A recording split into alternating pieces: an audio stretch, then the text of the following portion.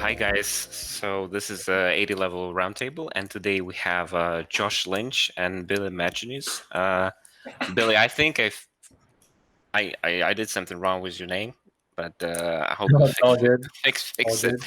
Anyway, we've been long waiting to see Josh on our little podcast, and finally we have him. So before we start going into our questions, it would be nice if you guys do a little intro in case somebody doesn't know you yet. Just tell us a little bit about yourself, how you got into the industry, and maybe what you're working on right now. Go ahead, Billy. Sure. Yeah. I'm currently an associate art director at Ubisoft Toronto. I've been there for over 9.5 years now. Started there as a 3D modeler on Splinter Cell Blacklist. So I was one of the first few artists on that project during pre-production. Worked my way there through an environment modeler, a level artist. Started taking on bigger and bigger mandates. Started owning larger sections of the environments. And eventually on Far Cry 5, I worked on Far Cry 4 Primal, and on Far Cry 5, I worked as a lead artist, where I helped to organize the environment art direction and oversee a group of level artists, as well as do some level art myself. And currently, I'm working on Far Cry 6 as an associate art director and a team lead. I'm doing a lot of I'm owning all the vegetation and organics in the game. So I'm a lead for the biome team. And I'm helping out on art direction and other topics as well, on Far Cry 6. But mainly, my main focus is vegetation right now, biomes and organics, which is a change for me. On previous projects, I did a more generalist job where I would do environments in general, build locations, model props and structures. On Far Cry 4, I worked on for almost a year and a half, I worked on a large cave, which was a big first half of a mission took place in a cave. And so now on Far Cry 6, I needed a new challenge, so started working on the vegetation. So I also teach as well. I teach at a local college called George Brown College. I teach a class called Level Design, which is really like level art, essentially. And I mentor with Josh through the Mentor Coalition. So that's a bit of my history in a nutshell there. Over to you, Josh. All right, cool. Yeah. So, yeah, thanks for having us on here. I'm pretty excited to be on a podcast with 80 Level. And yeah, so a lot of you probably know like me for making materials and teaching, but I got my start in mobile. I started working at 2XL Games, and the first product we made was like a Supercross game, and it was right when the iPod Touch came out, and we were on like the TV commercial, so it was a pretty cool thing, for my first gig. And then from there, I moved into working on console titles, and yeah, so I'm currently at Probably Monsters. I'm the principal material artist on our team, and I run Art of Josh Lynch on the side, where I make like training materials and sell nodes and texture assets. And I also founded the Mentor Coalition, where we host mentorships and career coaching. So thank you for the introduction, guys. So the topic of our today's discussion is basically education, and the education in this field of like 3D game dev and so on. And both of you are closely kind of connected with this topic. And I'm wondering, what is, in your opinion, today's kind of scenery of education and game dev? Like, are schools enough? Are schools up to date? What schools are there? If you wanted to start a career in games, and if you wanted to produce 3D content, where would you suggest, a young artist to go? Like, where would he go? Yeah, I guess I'll start on this. So, I mean, I want to say that like I went to the University of Advancing Technology in Tempe, Arizona, and while I had like my fair share of things like when I look back on it that I wish were better, I really enjoyed the typical university setting. In a lot of ways, like it helped me with like my soft skills. I had some good mentors there, and I think at the end of the day, like no matter which route you take, you're going to have to work really hard on your portfolio. Like there's no shortcut for that. But what I will say, and I'm not afraid to say it or ashamed to say it rather, but like I think with the mentorship stuff, you get access to like talent currently working in the industry. And so a lot of things that you might have a question on in a class and the instructor's not working right now, which happens a lot, you can get like, the info straight away on what you need to know, right? Like what studios are after, things like that. So I kind of feel like it's a bit of a mix, and it depends on your personality too and the way you work. Like some people really can get focused up and like thrive at home, and some people really need a lot of structure. So I think it's kind of a mix. Yeah, so we actually heard a lot about that when basically it's like a little bit of a broken system, right? Because if you need to get some kind of a certificate to be like a proper school, you need to have instructors like on staff, and they have to be more like scientists doing papers and kind of approaching this from a little bit of a different perspective. Yeah. But at the same time, if you want to have a proper school that teaches kind of up-to-date stuff, you kind of have to have people who are actually doing production. So uh, I guess Billy's example is a great one, because he is, on one hand, he's working on a very well-known games, and at the same time he's teaching. Billy, could you talk a little bit about how did you start teaching, and why did you pick this up? Why do you think it's like a good thing? And from like inside the school, how does it look? So what are students looking for? What do they need? And how do the schools kind of provide what they need? Yeah, sure. So kind of before I started working, before I started my career in games, I went to a college in Toronto for game development. That's the college that I teach at right now. And for me, I found that the classroom structure was beneficial because it provided structure. It provided somewhere that I can go to and be accountable for. And I took it very seriously. I know it's it's really easy for someone who I think is going through school, who is perhaps in their early 20s, or not even, to be kind of unsure. Sorry, my dogs are going to go crazy as soon as they hear anything outside. So um, it's going to be it'll be easy for kids to kind of, and I don't mean that in a condescending way, but for young adults to come out of high school and just be interested in video games, and gravitate towards perhaps a course that is called game development, that they think is what they should be doing because they like video games. And for those people, I think it's going to be very difficult for them. But for others, like myself, for example, I think I needed that structure, but also I sought out additional supplemental training.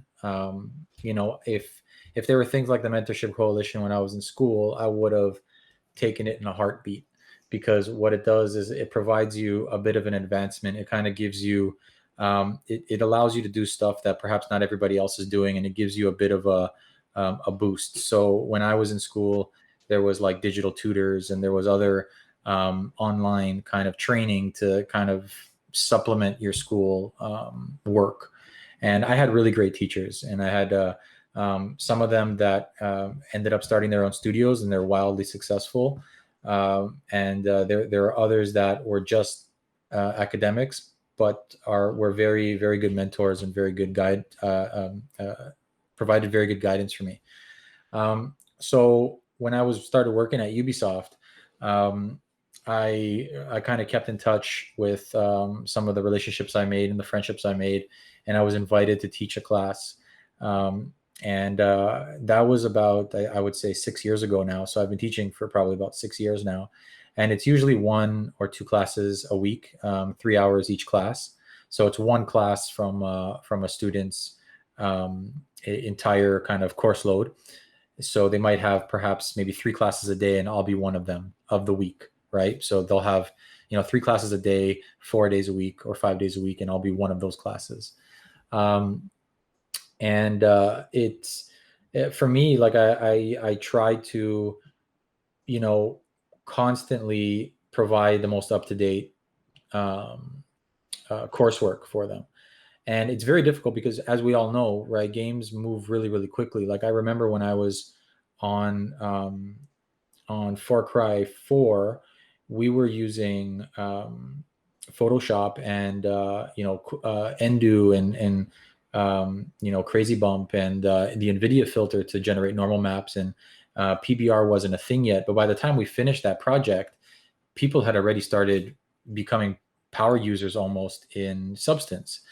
So things move really, really quickly. Like you can be on a project and be out of date because the tools of that project do not allow you to stay in the cutting edge of things. So with a school system, I find sometimes that because of just how large of a system it is, it's not as nimble as something like a mentorship can be, because the mentorship is like, they're short spurts, they're concentrated, they're focused, and we're always using the latest methodology when we're trying to mentor and teach and do that. Whereas sometimes with schools, like you'll have to go a whole year because you plan that curriculum a certain way, and then you can't really change that until the next year, because this is what you committed to and this is what everyone agreed would be taught. But within there, there's wiggle room, and George Brown is really great at listening, and they have a good program advisory committee that they run a few times a year, and they take feedback incredibly well, and they're very nimble. The program coordinator is awesome, and it's been really great, honestly. So from my side, like I do hear some of the horror stories and some of the more disappointing stories, and I'm sure that people are going to have those experiences. I was lucky enough not to, although I could probably find some stories of like certain classes that perhaps didn't benefit me. But I guess I'm kind of one of the lucky ones who didn't necessarily have a bad experience in college. And when I go into schools now, one of the joys that I have in my career is that I'm able to teach and I'm able to mentor. And it's why I kind of like my leadership role on my team and my project, is because, I get to help grow younger artists and into like future leads and future senior artists. And I get to make art alongside them, and I get to still be competitive with them because they're very, very good artists. And it really makes me stay sharp at all times. I do personal art, and I try to, stay hands-on at work.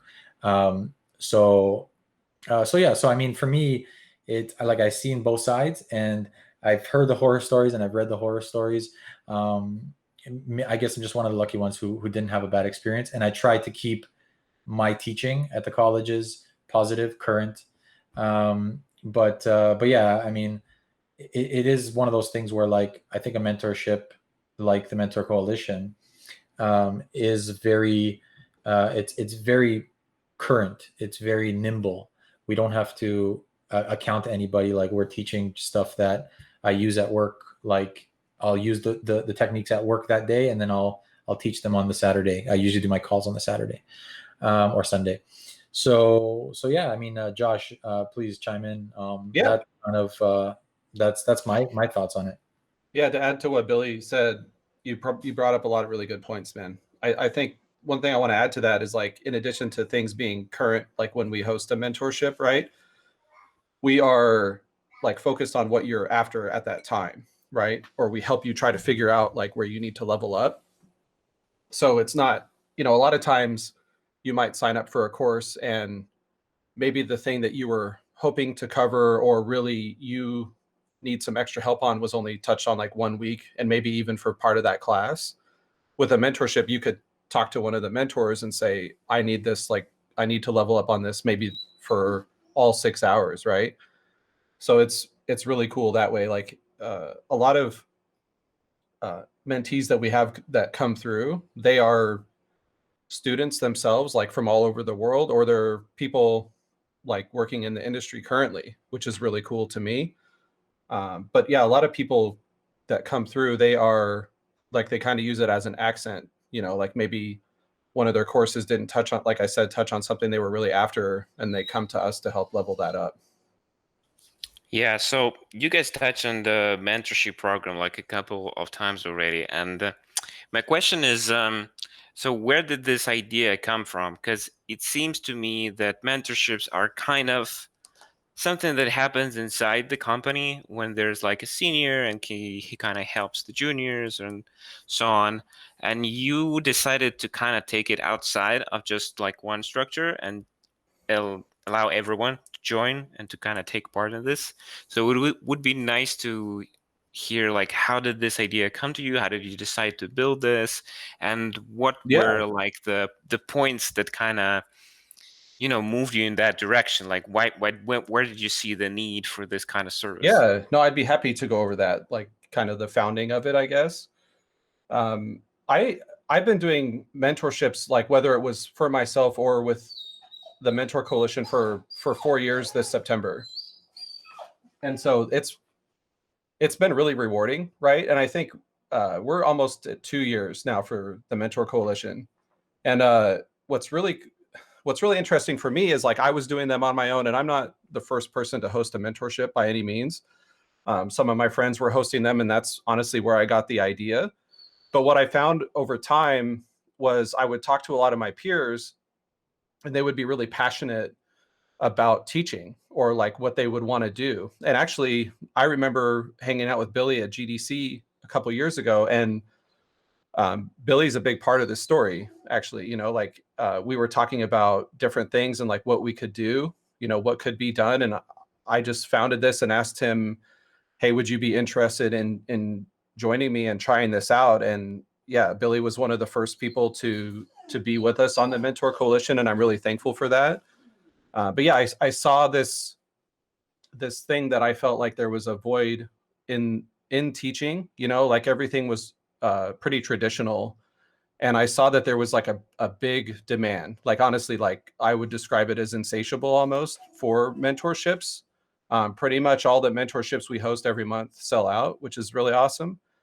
But yeah, I think that I just saw like that void, and I wanted to fill it. And I'm thankful for the people that were willing to take a chance on it with me.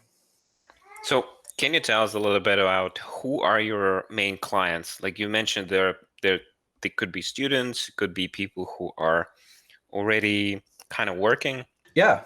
I can kind of give you like a little bit of like what I think is happening, and you kind of can bounce around and think. Sure.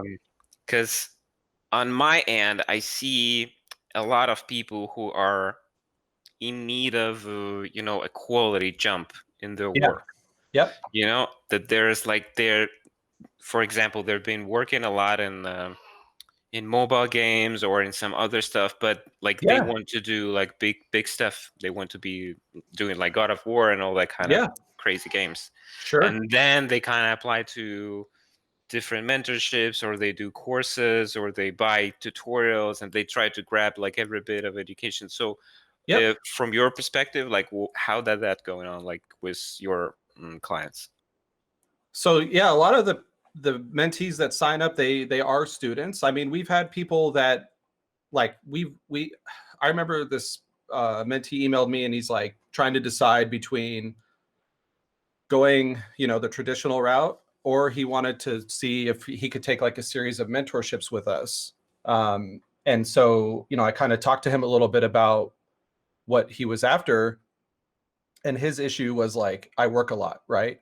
And so if I pay for a class and I go through it, like I might miss some weeks or I'm going to fall behind. Where like Billy mentioned, the mentorships are really nimble, right? Like you can just do them in quick spurts. So what a lot of people do is they have a pile of work. They want us to help them level it up, and then they go do another pile of work, and then they come back again. We've had people, like I said, that are in the industry. Like some studios pay for the mentorship. Some people sign up on their own. So it's pretty cool, man. I forget what the other parts of your question was. Sorry, Krill. No, you basically answered. So there's basically even people who are doing some work and they need some help. Yeah. They can apply for a mentorship and then they get the guidelines and so on. But can you tell us a little bit about how it works? Because somebody might think that it's just like, I show him my garbage model that I did in ZBrush, and then Josh is gonna come and fix it. But I'm sure it's not like that. So how do you actually work with your mentees? Like, what do you help them with? What tools are you using? And so on. Yeah. Billy, why don't you take a stab at this one and then I'll follow up. Yeah, sure. So the mentorships work best when the mentee has something that they had in mind to work on. So oftentimes, coming to the first call with like maybe a block out, perhaps like a reference board or some form of concepts, just something that started just to show that what you want to do, like what you want to work on, and where you want to go with the project. And then what the way I've structured my mentorships, and the nice thing about the Mentorship Coalition is the way that Josh does his, the way that I do mine, the way that the other mentors do them is completely independent. Like we do not at all like meddle in each other's stuff. Like we've kind of helped each other out to kind of make things better and tweak things, but it's kind of custom. So the way that I do mine is I'll try to help provide structure to someone's environment. So let's focus on this. Let's get past this stage. Let's focus on this next. This is going to look like a certain way right now, and that's okay. Let's focus on this next step. And then we basically go through and structure the project in a way that when our calls are over and your project is not completed yet, because oftentimes it's really hard to complete an environment in a month. Like even if I was working on an environment as like a more experienced artist, it would be very difficult for me to finish an environment to the scale that some of these dream to be in a month. So let's say an environment might take you 2 months to complete, maybe 3 months. We structure it in a way so that when the mentorships are over, you still have a structure to follow. But also like our calls don't finish when the month is up. Like I'm in touch with almost everybody that I've mentored in the past on Discord. I have everybody that I've mentored in the past on Discord, and most of them we talk once a month, twice a month at least, even people that I've mentored like years ago. So it can go very broad like that, right? And it can be very, very wide. But also to touch on your previous question, Kirill, I've also approached Josh to say like, hey, Josh, I want to improve my base color skills, my albedo skills in Substance Designer. What do you think if I just did a month with you and all we focused on is base color in Substance Designer? As an artist myself, like a more I guess a more senior artist, I don't necessarily use Substance Designer every single day at work. There are times where I'll go weeks without using Substance Designer at work. I would consider myself good at Substance Designer, but I'm not at Josh's level. So for me to be like wanting to get mentored, it's like I might pick something super specialized and be like, Josh, let's tackle base color. Let's just focus on base color. Walk me through how you would approach this. And just level up my skills here. I want to level up my skills here specifically. Whereas perhaps someone who is maybe fresh out of school or fresh in school might want a more structured mentorship where let's like, how do you build an environment from zero to an environment? And then we can go and build a structure. Or it might be like, hey, I want to work on vegetation. All right, let's work on vegetation for 4 weeks. Okay, great. So what kind of vegetation do you want to work on? All right, I want to build this forest and I want to go through and build the trees and So we would go through the workflow for that, and then we would start to build that out. So it really depends on what the mentee wants. And for more experienced artists that have taken the mentorships, or people like myself who talk to Josh. Josh and I talk almost daily. Like I said, just 6 months ago, I messaged him about, hey, you know what? Like, I want to take a month with you and just work on base color and Substance Designer because I want to level up. And so I always want to learn. I always want to get better. You're never too experienced. I'm certainly not to not need a mentorship. Like, we always need to be learning. We always need to be getting mentored. Because you never want to stop learning, right? You never want to stop getting better. So for me, I think like that's how I approach my mentorships. It's really case by case. I've gone from really wide, helping someone structure an environment and go through the steps, because you can get really lost in an environment. There's so much to do. I got to start modeling. Do I do it modular? Okay, let me build my modular kit. But now how do I build my tiling textures and then trim sheets, and then what do I use unique textures for? And then you can get so lost as someone who has not done it many times.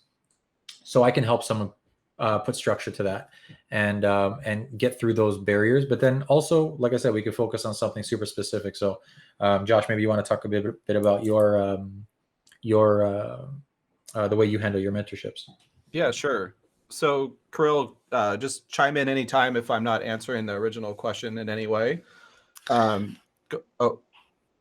yeah, I mean, I had another question actually. One Okay. of the things that you're doing is that you're doing not only like technicals and skills based mentorships, but you're also doing like career advice. Oh, yeah. Helping people understand like what do they say and what they shouldn't say during the interview. Yeah. I haven't seen a lot of that, like being offered out there, and Sure. and it seems to me that this is one of the most valuable Yeah. mentorship that you're Yeah, doing, that's why I because do it, man. Yeah. yeah, I think this is something that a lot of people are struggling with, and doing an interview is always stressful. So if you could touch a little bit about that and how did this come up, because I think Sure. that's super valuable and it's a very interesting thing, and I wish more people would be doing stuff like that. Yeah, man. Yeah, I'm happy to touch on that. So it's funny actually, when people would sign up for the mentorships through, like when I was doing it through my like personal Gumroad, I would I swear, like at least once a month, one or two of the mentorships, they would have questions on that. They'd say, hey, I want I want to do all this stuff in Substance, but can we take like half of one of the calls to look at my resume and my cover letter, or how do I apply to jobs? And it just kept coming up, and I was like, I had a little Discord going at the time where everybody that signed up, we could chat, right? And I just asked them one day, I was like, hey, I get this a lot. Is this of interest to you guys? And like the chat blew up. It was like, yes, this is what I want to see. Like I would do this. So I didn't expect that, to be honest. But I'm glad that they spoke up. And yeah, I think it's really important. We touch on a number of things. Yeah, like from your resume to your cover letter. Like I'll do a portfolio critique. People can ask me questions about applying for jobs. Like I do a little bit of like interview coaching. So we do like some mock interviews.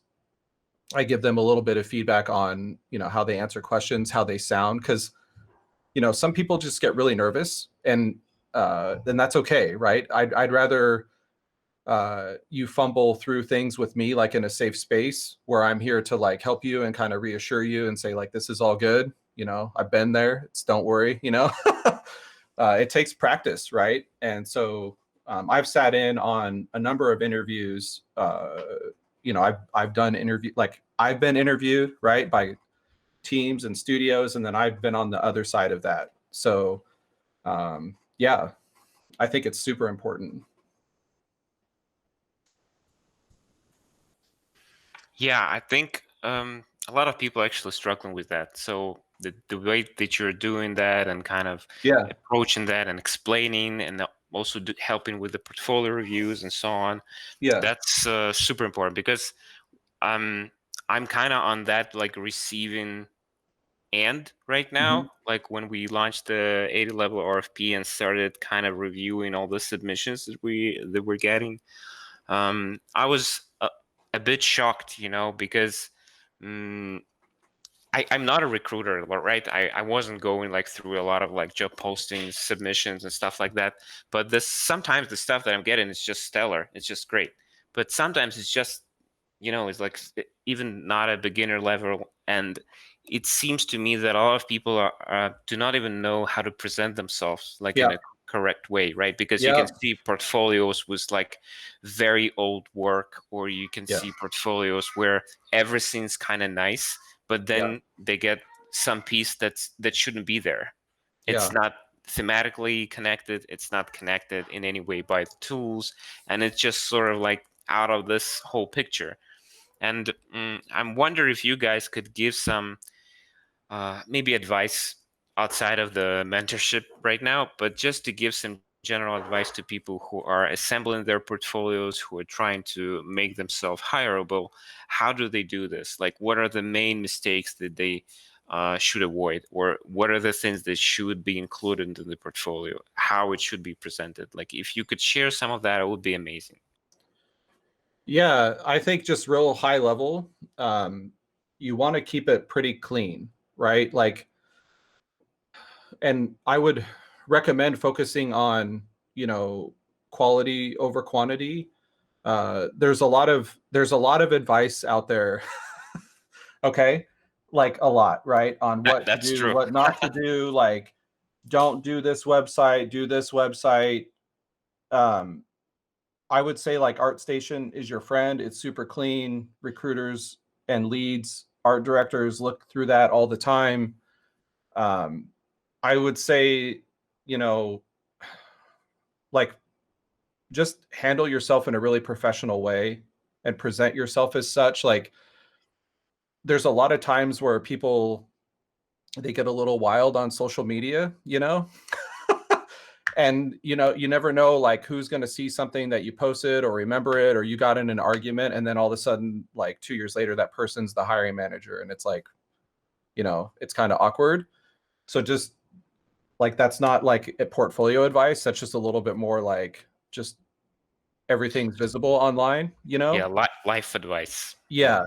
But I would say the other thing that I would recommend is like, think about cohesion, like when you're presenting your work, and turn on the lights is something I like to tell people because a lot of the times when I'm working with artists or I review their stuff, it's really dark. It's like dimly lit.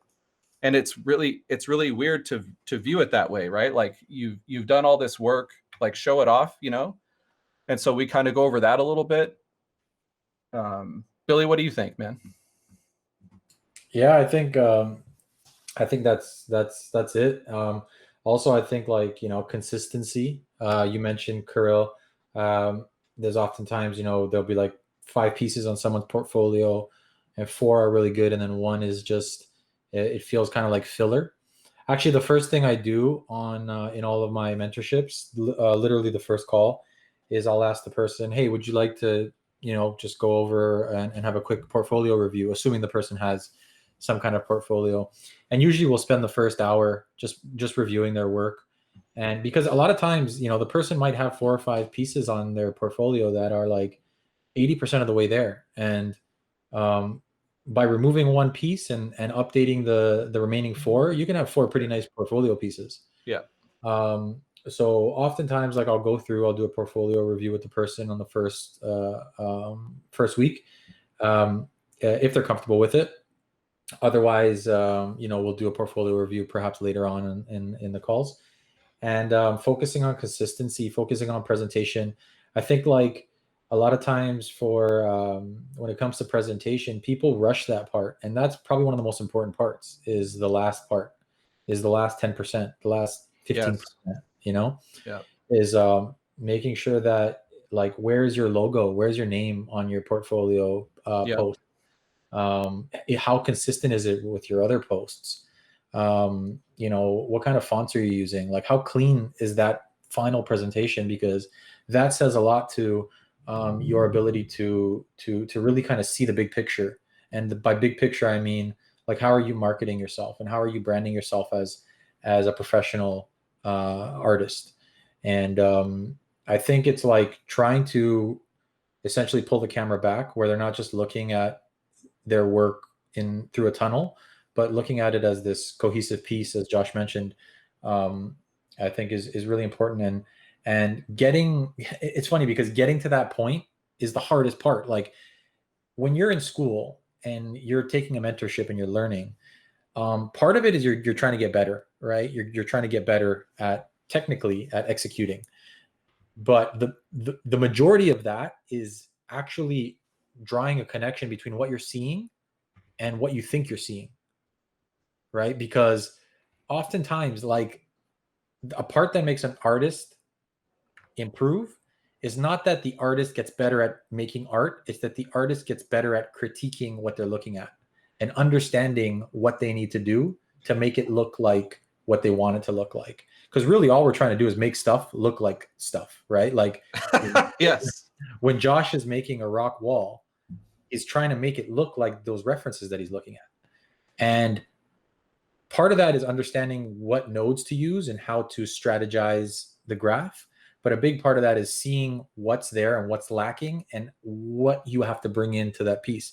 So if we were to just apply that, say, to someone's portfolio, it's like, what are we looking at right now? Are we looking at a texture artist portfolio? Are we looking at someone who wants to be a modeler? Are we looking at someone who wants to be a generalist? Like, what are we looking at? Yeah. And trying to pull the camera back, figuratively speaking, so that they can really understand the whole picture. Yeah, and like in the career coaching, the first call, like, that's a really good point. Like, I asked anyone that signs up, like, what's your goal? Like, what's your focus, right? Like, where do you want to be? Like, where do you see your career going? So I think what's interesting is, like, in school or, college, like, whatever, the focus is so much on the art or your art station or your models, right? Or your textures. But then it's like, okay, well, what about getting the job? Like, how do you present yourself? And that's almost, I think, Billy, you kind of touched on it a little bit, but I think it's like almost as important as the work itself, right? How do you present yourself? Do you look really professional? Do you have branding? Like, is everything cohesive? So we, like, in the career coaching, I really try to dial in on a lot of that stuff. Okay, cool. Thank you guys for this. I think it's super valuable, and I wish people kind of paid more attention to this. So we're almost running out of time, and I just wanted to know, like, what are the next steps for the Mentor Coalition? Like, what are the next mentorships that you're planning? Maybe you want to go outside of the mentorship. Maybe there are some plans for doing like a school or something. If you can reveal some of your plans or just tell us what to expect, that would be amazing.